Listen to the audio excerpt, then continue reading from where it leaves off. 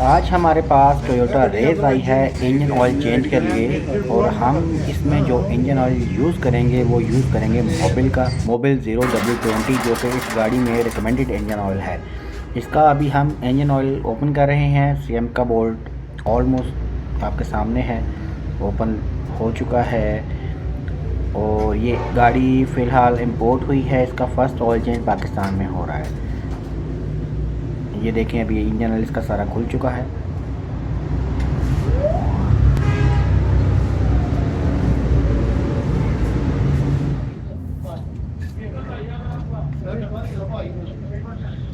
Oil filter की condition आपके सामने है जी। इसको हम रिप्लेस करेंगे, oil filter, air filter and cabin filter also we are replacing today.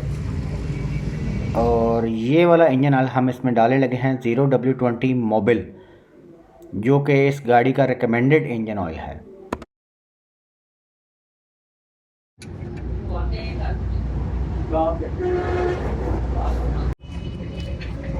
Madam पूछते हैं कितने दी है।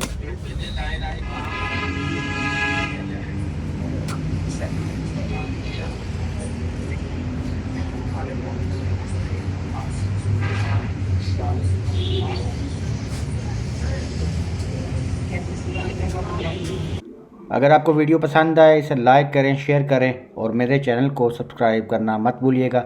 मिलते हैं अगली वीडियो में। अल्लाह हाफ़िज़।